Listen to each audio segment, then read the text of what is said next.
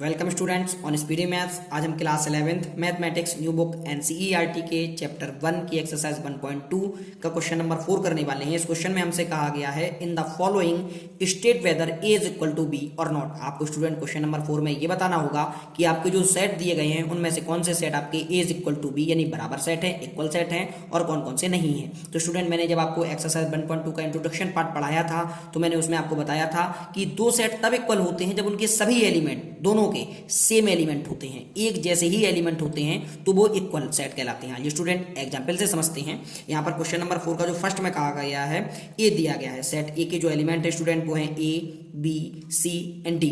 अब जब आप बी को देखते हैं तो उसमें आप देखिएगा डी सी बी ए, यानी कि आप देखिएगा यहाँ आपका डी है, आपके बी में भी डी है, आपके जो सेट ए है उसमें सी है, आपके बी सेट में भी सी है और आपके ए सेट में ए और बी दोनों पॉइंट है और वो आपके बी में भी, यानी सभी एलिमेंट सेम है तो आपके ए और बी जो सेट है वो आपके इक्वल सेट है। आइए अब हम सेकंड वाले पर चलते हैं। इसमें स्टूडेंट दिया गया है ए में सेट ए के जो एलिमेंट्स हैं वो है 4 8 12 और 16। जब आप सेट बी को देखते हैं तो यहाँ पर देखिए 8 4, यानी ये दोनों क्या आपके ए में हैं, बिल्कुल हैं, मगर आप देखिएगा यहाँ पर ए में 12 है और बी में कहीं भी 12 एलिमेंट नहीं है तो आपका ये ए इज इक्वल टू बी नहीं होगा। अब हम चलते हैं थर्ड वाले पर जिसमें कहा गया है 2 4 6 8 10, यानी जो सेट ए है आपका उसके एलिमेंट है 2 4 6 8 एंड 10। जब आप सेट बी को देखते हैं तो उसमें कहा गया है x such that x is A positive even integer and जो इंटीजर हैं वो x इज लेस देन और इक्वल टू 10, यानी कि आपके पॉजिटिव इंटीजर हैं जो 10 से छोटे और उसके इक्वल हैं। यानी जब आप इसका रोस्टर फॉर्म बनाते हैं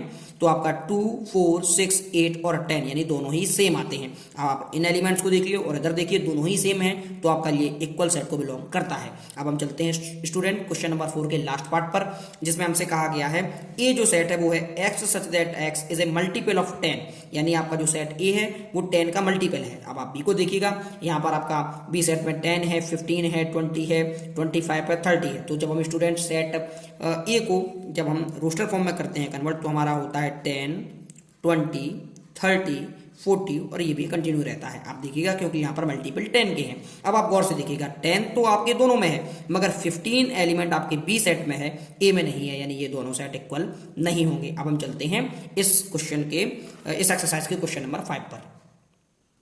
क्वेश्चन नंबर 5 पे स्टूडेंट हमसे कहा गया है are the following pair of sets equal, give reason. आपको बताना होगा कि जो ये सेट है क्या ये सेट इक्वल सेट है, अगर इक्वल सेट है तो आपको रीजन भी देना होगा। सो सबसे पहले स्टूडेंट आप सेट 5 जो क्वेश्चन नंबर 5 का फर्स्ट पार्ट को देखते हैं जिसमें सेट ए में आपके दो एलिमेंट्स दिए गए हैं 2 और 3। अब आप बी सेट को देखिएगा, यहाँ पर कहा है x such that x is a solution of x square plus 5x plus 6 is equal to 0।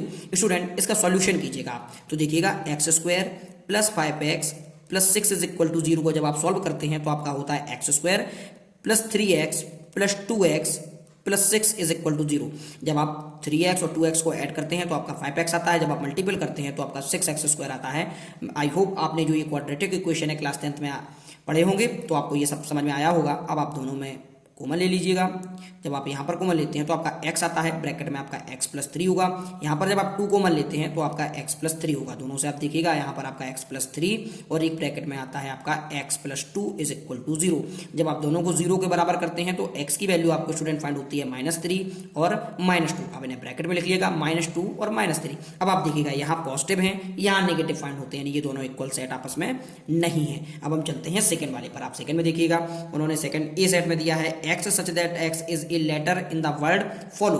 Follow word के लेटर दिए गए हैं और आपका जो बी सेट है जिसमें कहा गया है y such that y is a letter in the word wolf. Student दोनों के ही रोस्टर फॉर्म निकाल लीजिएगा जिससे कि बेहद आसानी होगी। तो जब आप ए का रोस्टर फॉर्म लिखते हैं स्टूडेंट तो आप गौर कीजिएगा, यहाँ फॉलो वर्ड से आप वर्ड लीजिएगा तो सबसे पहले आप एफ लीजिएगा, फिर आपका ओ है आप ओ ले लीजिएगा, फिर आपका एल है आप एल लीजिएगा। अब आप गौर से देखिए स्टूडेंट यहाँ पर पुनः एल है। मैंने आपको बताया था इंट्रोडक्शन 1.1 में कि जब कभी भी किसी भी लेटर के हमें वर्ड को काउंट करना होता है तो एक बार अगर हम एक वर्ड को काउंट कर लेते हैं, अगर वो सेकंड टाइम आता है तो सेम छोड़ देते हैं, वो काउंट नहीं किया जाता, यानी अब ये सेकंड एल काउंट नहीं होगा। इसी प्रकार से आपका सेकंड ओ भी काउंट नहीं होगा। अब आप डब्ल्यू लिखिएगा तो आपका जो सेट ए है उसमें वर्ड होंगे F O L W.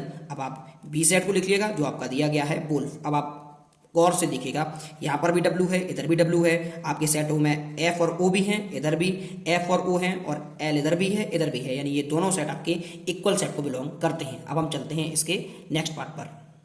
Student question number 6 में हमसे कहा गया है from the sets given below select equal set. आपको जो नीचे सेट्स दिए गए हैं आपको सिलेक्ट करना होगा कौन कौन से सेट आपके इक्वल सेट है। अब आप देखिएगा यहाँ पर जो सेट ए है उसमें एलिमेंट है 2 4 8 12। सेट बी में जो एलिमेंट है वो है 1 2 3 4। सेट सी में है 4 8 12 14।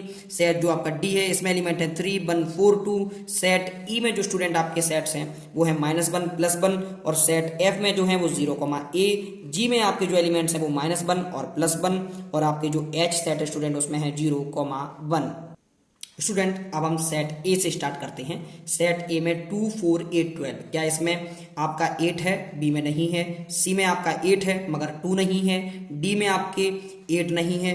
ई में आपके -1 पॉजिटिव है, यहाँ 0, ए है, यहाँ 1 -1 है और यहाँ 0, है। यानी सेट ए की कोई भी इक्वल सेट नहीं है, क्योंकि मैंने आपको बताया था इक्वल सेट वही होते हैं जिनमें आपके जो एलिमेंट होते हैं दोनों सेटों में वो सेम एलिमेंट हो। अब आप बी को देखिएगा, अब आप गौर से देखिएगा स्टूडेंट, बी सेट में हमें दिया गया है तो ए का कोई इक्वल नहीं है तो आप क्रॉस लगा दीजिएगा कि ए के कोई भी सेट इक्वल नहीं है। अब आप बी को देखिएगा, बी में दिया गया है 1 2 3 4। तो आप जब बी को डी से मैच करते हैं स्टूडेंट, यहाँ पर देखिए यहाँ भी है 1 2 3 और 4, यानी जो आपका बी सेट है वो डी सेट के इक्वलिटी शो करता है, यानी B is equal to D. अब हम चलते हैं नेक्स्ट वाले पर, जिसमें अब हम C को काउंट करेंगे। तो स्टूडेंट जब आप C को देखते हैं तो आप देखिएगा यहाँ 4 8 12 और 14 दिया गया है। अब आप गौर कीजिएगा आपका कहीं भी 4 8 12 14 नहीं है, यानी आपका जो सेट C है ये भी किसी को बिलोंग नहीं करता या किसी के इक्वल सेट नहीं होता है। अब हम चलते हैं स्टूडेंट, आपका B और D हो ही गया है। अब हम चलते हैं E पर। E वाले सेट को आप देखिए यहाँ -1 है, यहाँ +1 है। अब आप देखिएगा क्या ये F को डिनोट करता है? क्या ये F के इक्वल है? बिल्कुल नहीं। क्या ये G के इक्वल है? तो बिल्कुल। आप देखिए यहाँ भी -1 और +1 है, यहाँ भी -1 और +1 है, यानी आपके जो E है वो G सेट के इक्वल है। अब आप गौर कीजिएगा आपका आता है F और बचता है आपका H, दोनों ही एक दूसरे के इक्वल नहीं है। तो इस हिसाब से स्टूडेंट केवल 2 सेट है, B is equal to D set, जो B और D वो सेट, और E और G ये 2 ऐसे सेट हैं जो इक्वलिटी शो करते हैं, अदरवाइज नहीं। स्टूडेंट आपको मैंने पूरी एक्सरसाइज कराई है, कहीं भी कोई भी प्रॉब्लम हो आप कमेंट बॉक्स के जरिए से पूछ सकते हैं। आपने पूरा वीडियो देखा इसके लिए बहुत बहुत धन्यवाद। Thank you.